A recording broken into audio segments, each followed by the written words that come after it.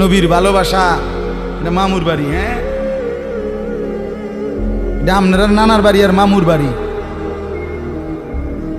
আপনি ডুল্লা ডুল্লা কইবেন আর নবীর এশক মহব্বতে আপনি বাইসা যাইবেন।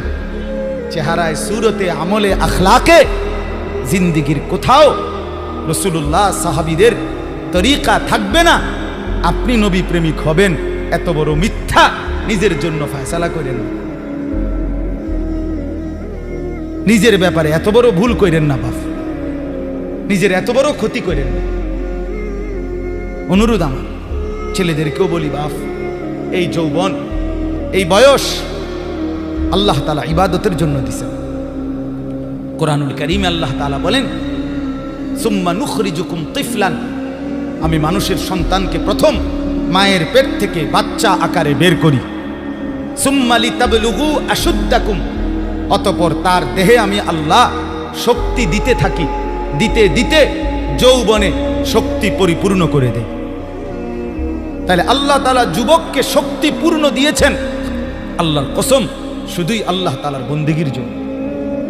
যুবক মানে যৌবনের এই শক্তি আল্লাহর দেওয়া, আল্লাহর দেওয়া। আপনারা ভাবেন তো, কারো যদি 1 ঘন্টায় বা 2 ঘন্টায় 6 বার 7 বার পেটে অসুখ হয়, পায়খানায় যায়, এরপরে তো শক্ত সামর্থ্য যুবকটা বিস্তার শুয়ে যায়, ঠিক কিনা বলেন? আপনি বলেন তো কেন বড়াই করছেন? আপনার কি হয়েছে? আপনার তো হাত খুললে গেছে, না পাও খুললে গেছে, না নাক ফুরে গেছে, কিচ্ছু তো হয় নাই। পায়খানা না বাইরিছে, দুর্গন্ধযুক্ত পায়খানা পেটের থেকে বাইরিছে। তুই বেটা এত দুর্বল, সামান্য পায়খানাই তোমার শরীর থেকে একটু বেশি বাইরিয়ে গেলে তুমি হুত্যা লাও, তুমি নি মাতবুরি দেখাও। এই অপদার্থ, তুমি অহংকার করো কেমনে? কথা বলেন, আমি বড়াই দেখাই কেমনে যে আমি সামান্য পায়খানা, এটার কাছে আমি এত দুর্বল? আমার কি বড়াই করা সাজে? তাহলে আমাদের প্রতি সেকেন্ডের সুস্থতা, আমাদের শক্তি সবল, এটা তো আল্লাহর দান। কার দেওয়া বলেন না? আল্লাহর দান।